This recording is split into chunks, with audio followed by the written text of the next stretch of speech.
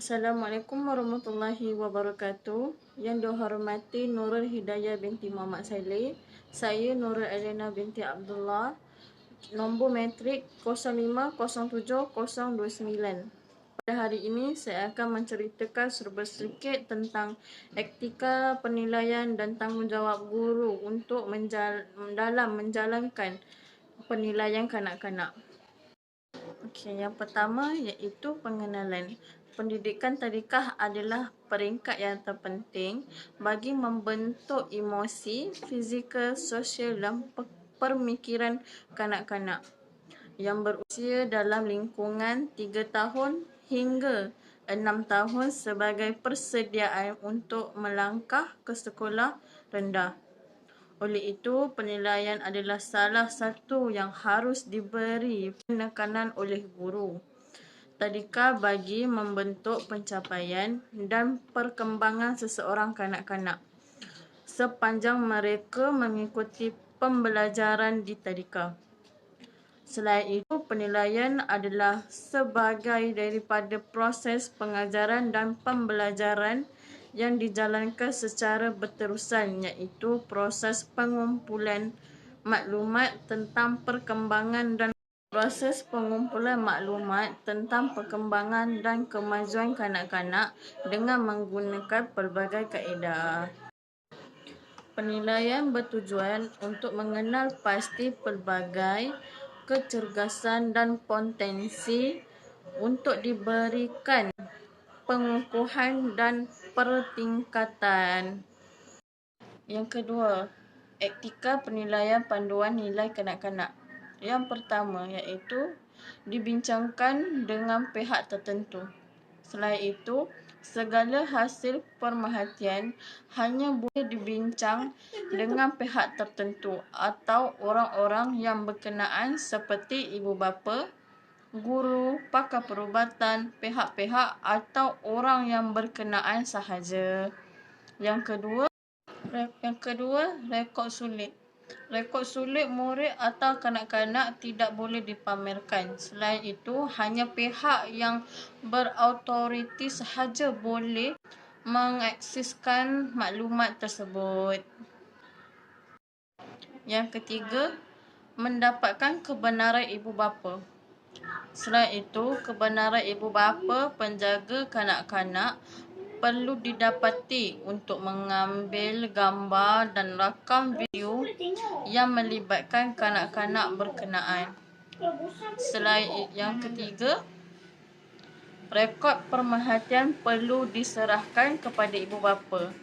Selain itu, memastikan segala rekod pemerhatian diberikan kepada ibu bapa di akhir tahun.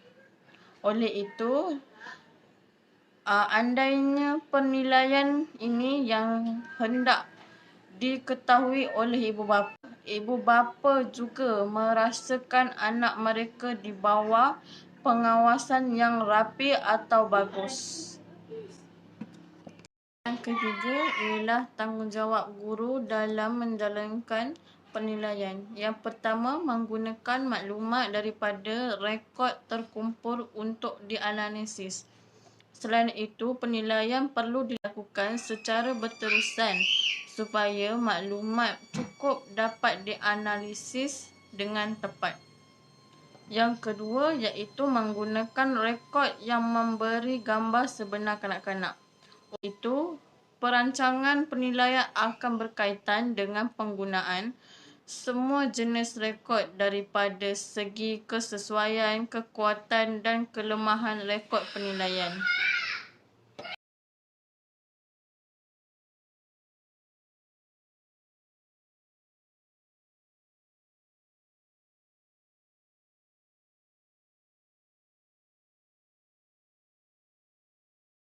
Sumber maklumat yang lain diperlukan bagi membantu guru membuat alasan bagi kanak-kanak yang hendak bermasalah dalam pembelajaran mereka.